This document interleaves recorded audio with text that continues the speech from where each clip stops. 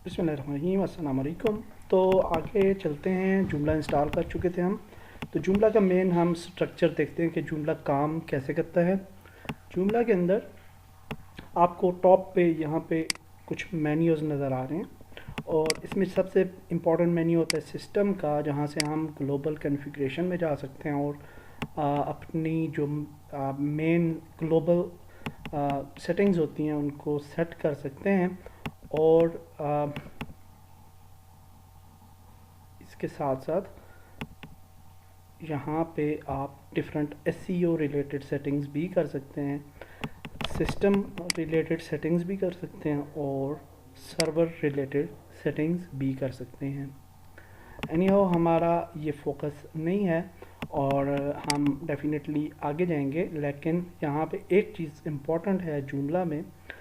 यहाँ पे आपको नज़र आ रहा है कि टेम्पलेट्स, यहाँ पे अगर हम जाएं और इसको हम इनेबल कर देते हैं प्रीव्यू मॉड्यूल पोजीशंस को, ताकि हम फ्रंट एंड पे अपनी मॉड्यूल पोजीशंस को देख सकें। इसका फ़ायदा क्या होगा अभी आपको पता चलता है। तो इसको सेव एंड क्लोज करते हैं।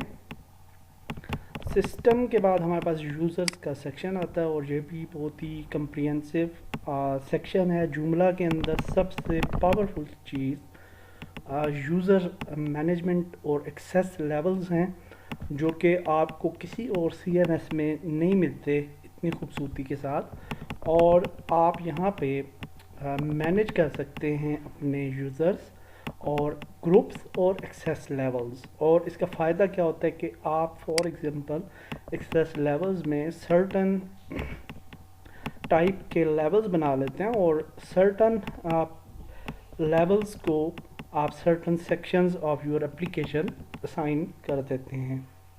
तो इसका क्या मतलब है डेफिनेटली हमें आगे पता चलेगा।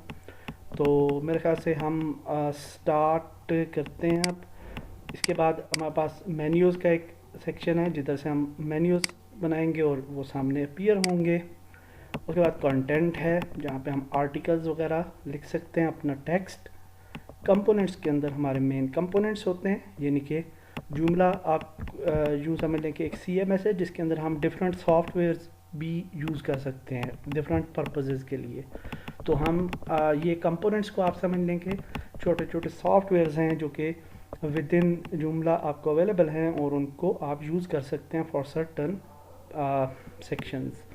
उसके बाद एक्सटेंशंस हैं और ये भी छोटे छोटे मॉड्यूल्स प्लगइन्स वगैरह हैं जो कि सर्टन चीज़ों के लिए यूज़ होते हैं। तो एक्सटेंशंस में अगर आप मैनेज पे क्लिक करेंगे तो यहाँ पे आपके पास add install from web tab भी आप इंस्टॉल कर सकते हैं। हमें नहीं ज़रूरत अभी इंस्टॉल करने की, तो इसे इंस्टॉल नहीं करेंगे हम।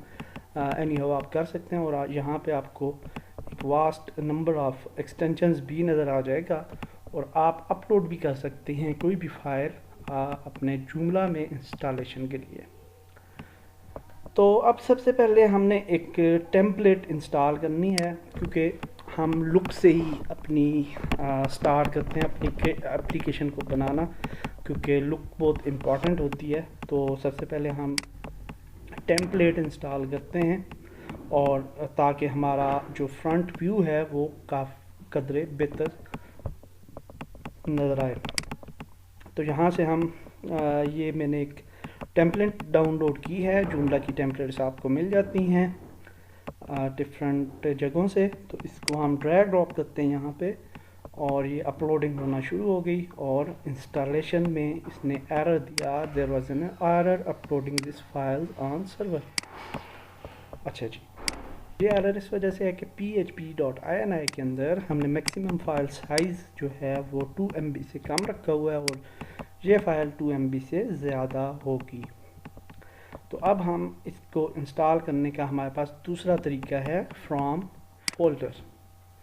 तो ये हम कैसे करते हैं, इसके लिए हमें C ड्राइव में जाना पड़ेगा और C ड्राइव में हम जाते हैं यहाँ पे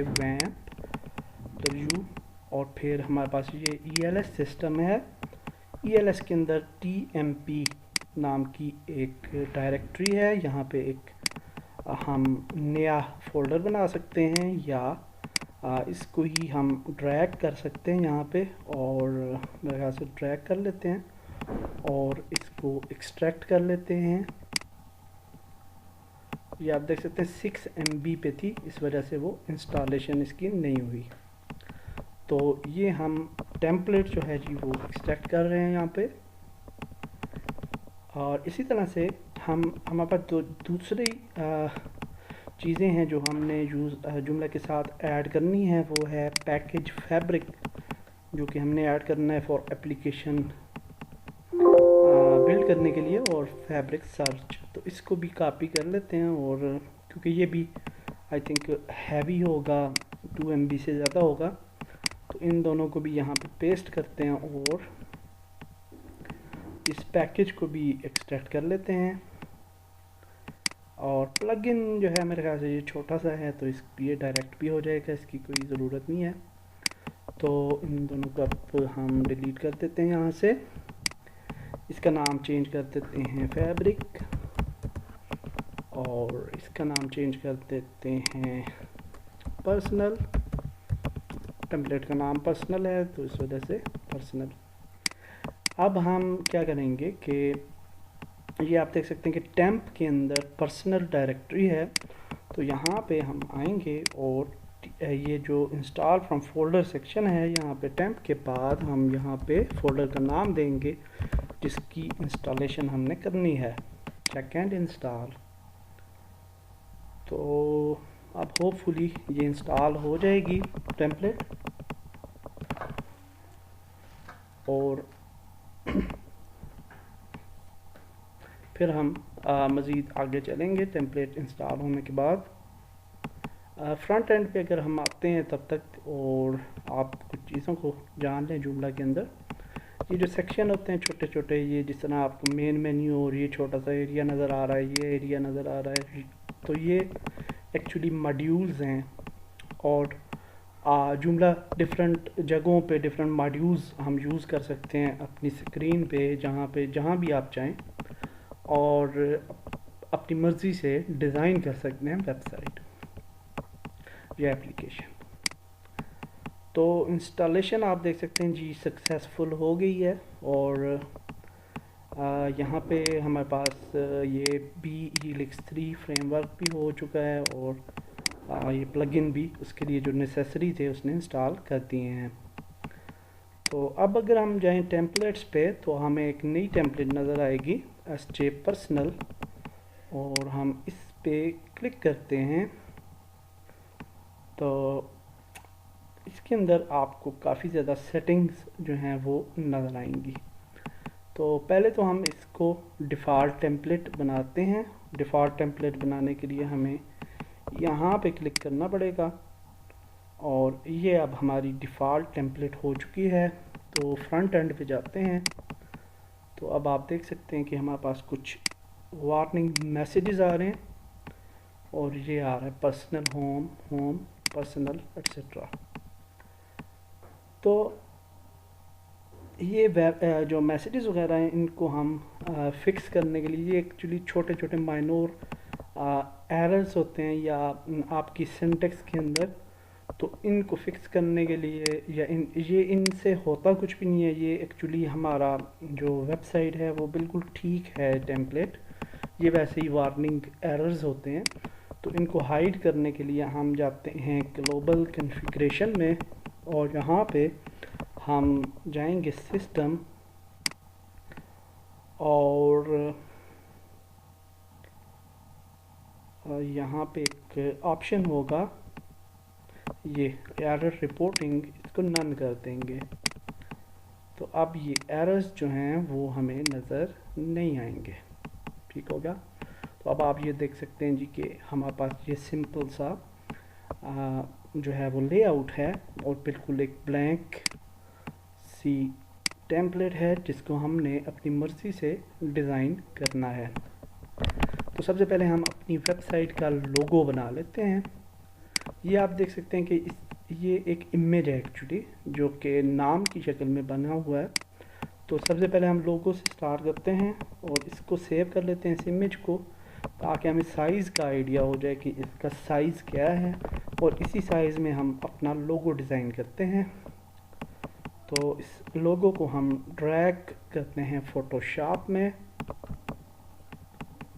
और यहाँ पे हम देखेंगे इमेज साइज़। तो यहाँ पे हमारे पास साइज़ आ रहा है, विड्थ हाइट।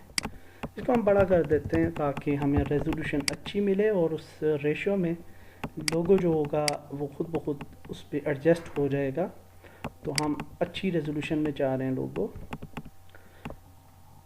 तो यहाँ पे लिखते हैं जी एक्सपर्ट लोकेटिंग सिस्टम। तो टी प्रेस करते हैं फोटोशॉप का, चूँकि ये ट्यूटोरियल नहीं है तो इस पे मैं फोकस तो नहीं कर रहा। एक्सपर्ट, और इसको हम कंट्रोल ए, इसका कलर चेंज करते हैं ताकि ये हमें नज़र आए, और इसको हम करते हैं छोटा। मेरे ख्याल से ये तो डिफ़ॉल्ट में ही अच्छा लोगो बन गया, क्योंकि ये फ़ॉन्ट मैंने यूज़ किया हुआ था फ़ोटोशॉप में एक अच्छा सा किसी प्रोजेक्ट के लिए। तो ये फ़ॉन्ट जो है इसके लिए भी आई थिंक के बेहतर है। तो इसको हम थोड़ा बड़ा कर लेते हैं ऐसे, और इसको हम डुप्लिकेट करते हैं।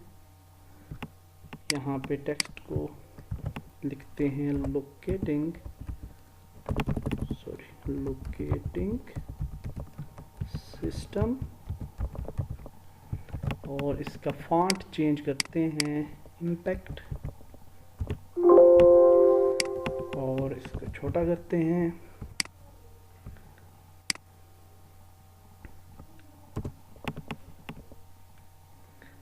ओके, इम्पैक्ट जो है वो मेरे ख्याल से इतना शायद अच्छा ना लगे, क्योंकि हाँ ये काफ़ी ज़्यादा बड़ा साइज़ है इसका। तो हम कुछ इस तरह से बना लेते हैं लोगो, यस, एक साइड पे इसकी, या इसको थोड़ा सा बड़ा करके देख लेते हैं। सॉरी,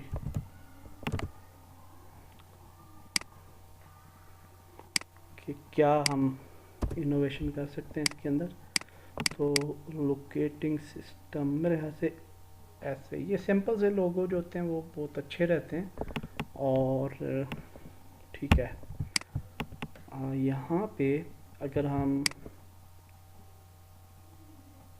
एक्सपर्ट लोकेटिंग सिस्टम, ठीक होगा। तो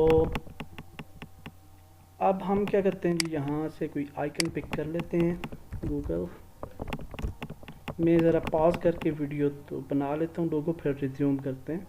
ओके जी, तो हमने ये लोगो बना लिया। आई होप के ठीक बना है। तो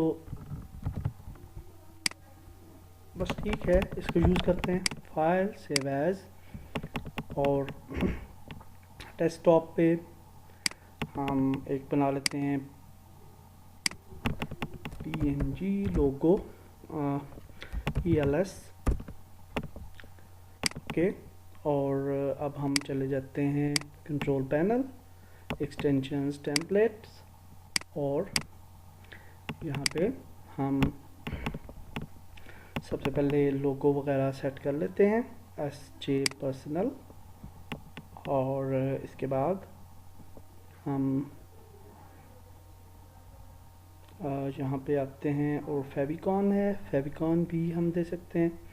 तो फेविकॉन एक्चुअली हम जो है, अच्छा ये पिक्चर को भी जो है वो कर सकता है एज ए फेविकॉन यूज़। तो हम चूज़ करते हैं फाइल, और ये वाली इमेज यूज़ कर लेते हैं, इसको हम एज ए फेविकॉन यूज़ कर लेंगे। फेविकॉन छोटा सा आइकन होता है ये वाला जो आपको नज़र आ रहा है, और इसके बाद हम लोगो में जो है वो लोगो ऐड करते हैं, और हमारा जो लोगो है जी वो ये है, और इस लोगो को हम यूज़ करते हैं for retina and for mobile also, बल्कि मोबाइल को छोड़ते हैं, रेटिना बस ठीक है। और अब हमने जी यहाँ पे क्या है, लोगो टाइप लोगो, एंड ठीक हो गया। इसके बाद हम नीचे आते हैं फुटर, और फुटर के अंदर ये कॉपीराइट इंफॉर्मेशन लिखी हुई है, और हम इसको करते हैं 2019 expert locating system by virtual, बस होने से बस सिस्टम इस तरह से कर लेते हैं। और सोशल आइकन्स वगैरह का ऑप्शन है जो कि हमें नहीं चाहिए, हाइड कर देते हैं इनको। और इसको फ़ोन वगैरह, ईमेल और इस तरह की चीज़ें भी हैं वो भी हाइड कर देते हैं, और इसको सेव करते हैं। और सेव करने के बाद हम फ्रंट एंड पे जाते हैं, देखते हैं लोगो हमारा चेंज हुआ है या नहीं। तो लोगो चेंज हो चुका है जी, और ये हमारा होम मेन्यू यहाँ पे हमें नज़र आ रहा है, और ये कॉपीराइट लोकेटिंग सिस्टम भी यहाँ पे आ चुका है। तो that's good, we are successful till now. तो अब हम जी सेकंड जो हमें मेन कंपोनेंट यूज़ करना है अपने प्रोजेक्ट में, तो उसको इंस्टॉल करते हैं। तो कंपोनेंट जो है वो फैब्रिक है जिसको हमने इंस्टॉल करना है, और इसके लिए हम चाहेंगे एक्सटेंशंस, मैनेज, उसी तरह से इंस्टॉल फ्रॉम फोल्डर कर लेते हैं, और यहाँ पे /फैब्रिक और चेक एंड इंस्टॉल।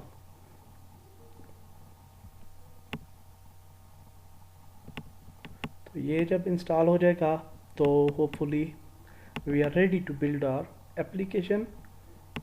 और इस वीडियो को इधर तक ही रखते हैं, नेक्स्ट वीडियो में हम अपनी एप्लीकेशन बनाना शुरू करते हैं।